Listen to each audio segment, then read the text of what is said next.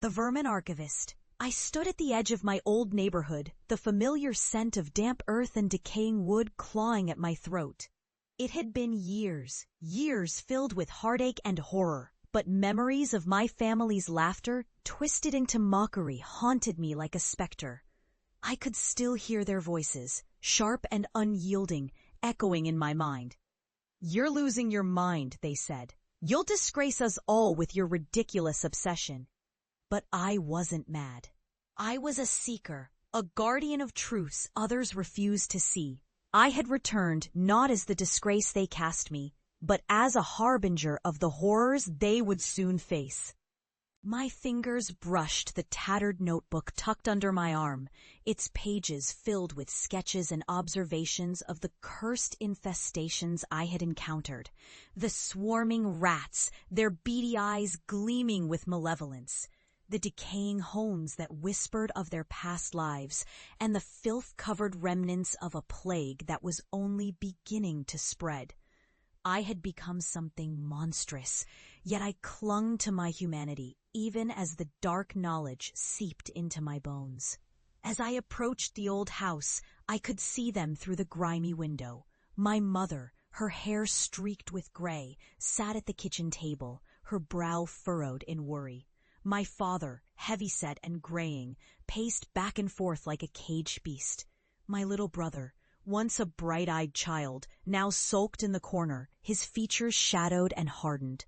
They had all moved on, yet here I was, their phantom from the past, resurrected. With a deep breath, I pushed open the door. The familiar creak was met with silence, a heavy pause in the air as they turned to face me. I had expected shock, disbelief, maybe even fear. I did not expect the palpable chill that descended upon the room. "Look who decided to crawl back," my father sneered, though the bite in his voice was dulled by uncertainty. "Thought we'd never see you again." "Dad," I started, but the words caught in my throat. I could sense it then. The darkness that had shadowed me for so long now seeped into the very fabric of this house. "You've come to ask for forgiveness?"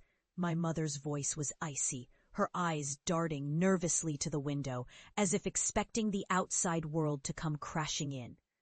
"Forgiveness isn't what I need," I replied, my voice firm despite the tremor in my heart. "I'm here to warn you." "Of what?" my brother scoffed, crossing his arms defiantly. "Your fairy tales about rats and curses?" But I was no longer the desperate outsider they had cast aside. The weight of my discoveries pressed heavily against my chest, threatening to spill forth. "It's not a fairy tale. It's real. You need to listen." And just as I spoke, a skittering noise came from the walls. At first it was faint, a whisper of movement, nothing more than the creaking of an aging house. But then it became a crescendo, a symphony of scratches and rustles, as if something was awakening, hungry for attention. "What the hell is that?" my father demanded, his bravado wavering. "The infestation," I breathed. "It's worse than I thought." Suddenly, the walls trembled beneath the weight of my words. The lights flickered, casting grotesque shadows against the peeling wallpaper. My family exchanged panicked glances, but I held their gaze unyielding. The truth was no longer mine to bear alone. Then came a horrible burst. A rat the size of a small cat erupted from a crack in the wood, its eyes glinting with a sinister intelligence. It was followed by more swarming, writhing, a deluge of fur and teeth. They flooded the room, clambering over furniture, their tiny bodies moving as one, a dark tide that threatened to consume everything in its path. My family's gasps turned to screams as they scrambled back, but there was nowhere to hide. "You mocked me," I yelled over their panicked cries. "You dismissed a warning, and now you pay the price." The rats surged forward, a ravenous wave, and I felt an old, dark power swelling within me. I lifted my hands, not to save them, but to embrace that which I had become. The air thickened around us, a miasma of dread, and the rats paused, their beady eyes reflecting the darkness I had encountered in the deepest corners of my research. I've seen what lies beneath. I've faced the curse that binds them to this world, I shouted, compelled by a force I could scarcely understand. And now it's your turn to witness the truth. As the infestation encroached, a dreadful silence fell. My family, once so eager to belittle me, now faced the consequences of their ridicule. The rats circled around them, their movements synchronized, as if part of a grand design. I felt their fear, but I felt something else, a chilling satisfaction.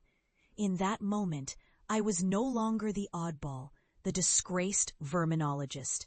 I was their reckoning. When the darkness finally receded and the rats collapsed back into the walls, I stood amidst the wreckage, the air heavy with silence. My family cowered in the corners of the room, trembling. The mocking laughter that once filled these walls had turned to hushed breaths of disbelief. "I'm sorry," my mother whimpered, tears streaming down her face. "We didn't believe you." "And now you understand," I said softly, my voice almost a whisper. "The truth is never as comforting as ignorance." I turned to leave, feeling the weight of blackened knowledge settle over me like a cloak. As I stepped outside, I could hear their cries, a symphony of despair, and I felt a strange sense of peace, no longer their disgrace, but the bearer of a truth that would haunt them forever. The night closed in around me, and I walked away, leaving behind a family forever changed, trapped in the very darkness they had scorned. I had survived, but with every step, I felt the chilling realization settle. Sometimes the greatest horrors lie not in the shadows of the world, but within the hearts of those who refuse to see.